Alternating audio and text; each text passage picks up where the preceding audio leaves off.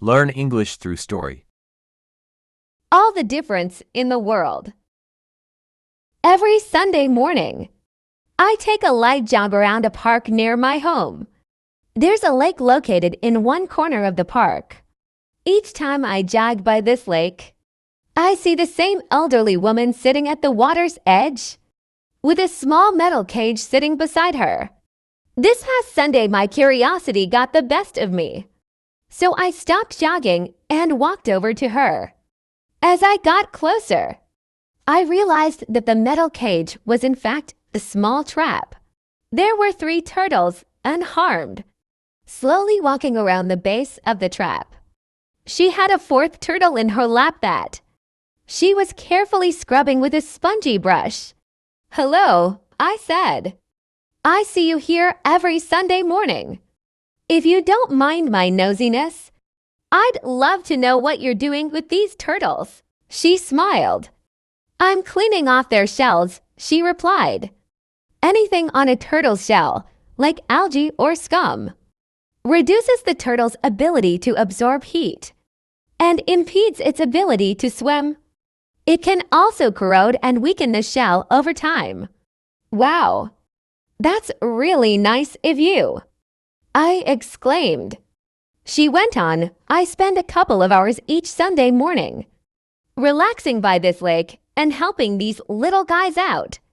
It's my own strange way of making a difference. But don't most freshwater turtles live their whole lives with algae and scum hanging from their shells?" I asked. "Yep, sadly, they do," she replied.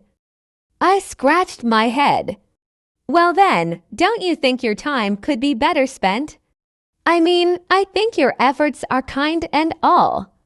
But there are freshwater turtles living in lakes all around the world. And 99% of these turtles don't have kind people like you to help them clean off their shells. So, no offense. But how exactly are your localized efforts here truly making a difference?" The woman giggled aloud. She then looked down at the turtle in her lap, scrubbed off the last piece of algae from its shell, and said, "Sweetie, if this little guy could talk, he'd tell you I just made all the difference in the world."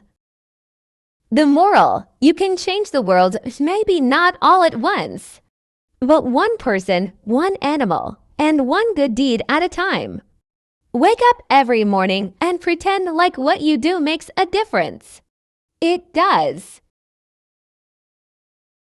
The weight of the glass. Once upon a time, a psychology professor walked around on a stage while teaching stress management principles to an auditorium filled with students. As she raised a glass of water, everyone expected they'd be asked the typical glass half empty or glass half full question. Instead, with a smile on her face, the professor asked, "How heavy is this glass of water I'm holding?" Students shouted out answers ranging from 8 ounces to a couple pounds. She replied, "From my perspective, the absolute weight of this glass doesn't matter. It all depends on how long I hold it. If I hold it for a minute or 2, it's fairly light. If I hold it for an hour straight, its weight might make my arm ache a little. If I hold it for a day straight, my arm will likely cramp up and feel completely numb and paralyzed, forcing me to drop the glass to the floor. In each case, the weight of the glass doesn't change, but the longer I hold it, the heavier it feels to me." As the class shook their heads in agreement, she continued, "Your stresses and worries in life are very much like this glass of water. Think about them for a while and nothing happens. Think about them a bit longer and you begin to ache a little. Think about them all day long, and you will feel completely numb and paralyzed, incapable of doing anything else until you drop them. It's important to remember to let go of your stresses and worries, no matter what happens during the day, as early in the evening as you can. Put all your burdens down Don't carry them through the night and into the next day with you. If you still feel the weight of yesterday's stress, it's a strong sign that it's time to put the glass down. Shark bait.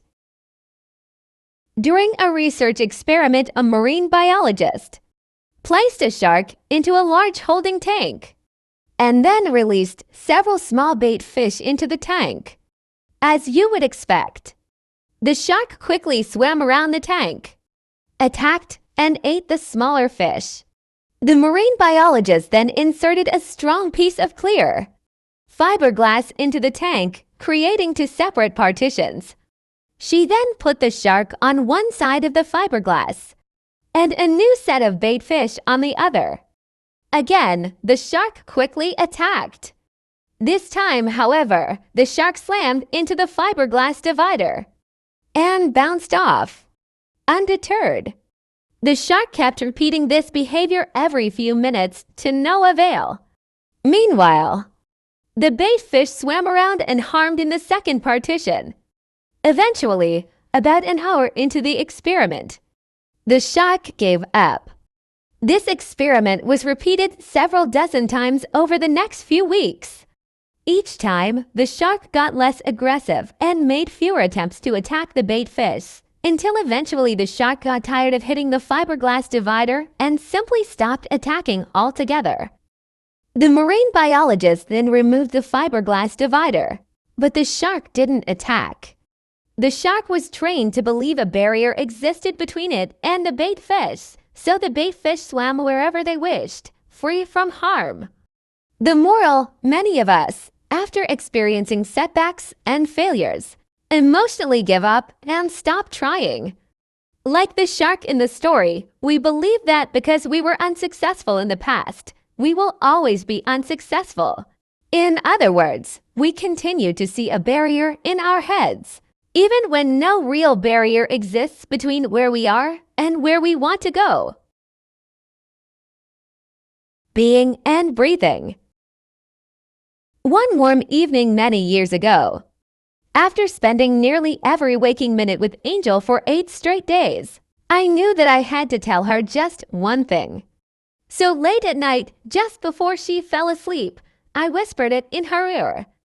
She smiled at the kind of smile that makes me smile back, and she said, "When I'm 75 and I think about my life and what it was like to be young, I hope that I can remember this very moment."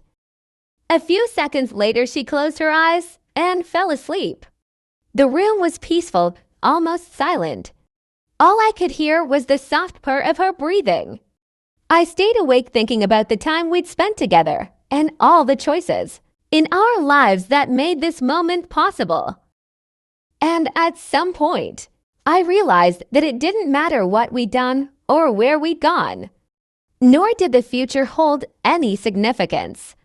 All that mattered was the serenity of the moment, just being with her and breathing with her. The moral: we must not allow the clock, the calendar, and external pressures to rule our lives and blind us to the fact that each individual moment of our lives is a beautiful mystery and a miracle, especially those moments we spend in the presence of a loved one. Looking at mirror. One day, all the employees reached the office and they saw a big advice on the door on which it was written, "Yesterday, the person who has been hindering your growth in this company passed away.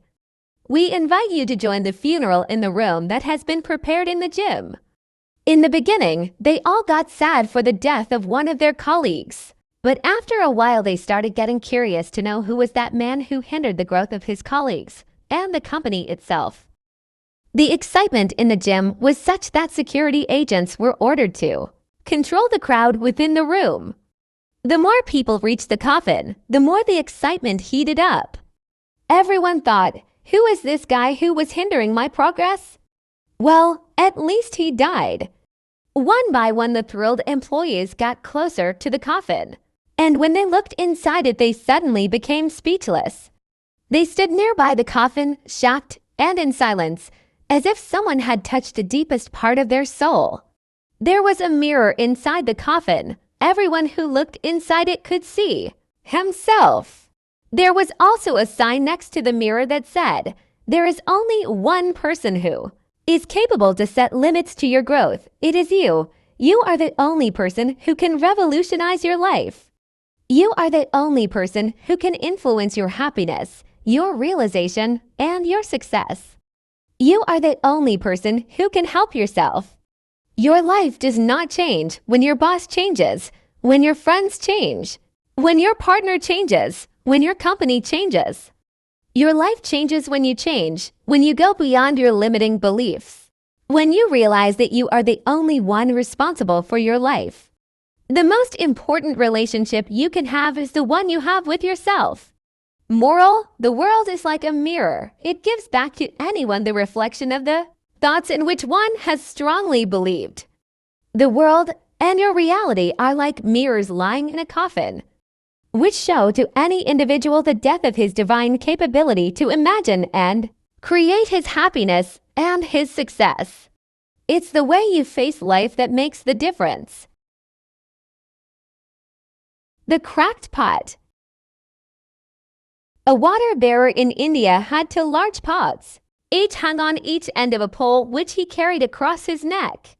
One of the pots had a crack in it, and while the other pot was perfect and always delivered a full portion of water at the end of the long walk from the stream to the master's house, the cracked pot arrived only half full. For a full 2 years this went on daily, with the bearer delivering only 1.5 pots full of water in his master's house.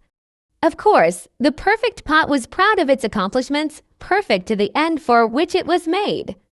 But the poor cracked pot was ashamed of its own imperfection, and miserable that it was able to accomplish only half of what it had been made to do. After 2 years of what it perceived to be a bitter failure, it spoke to the water bearer one day by the stream. "I am ashamed of myself, and I want to apologize to you." "Why?" asked the bearer. "What are you ashamed of? I have been able, for these past 2 years, to deliver only half my load because this crack in my side causes water to leak out all the way back to your master's house.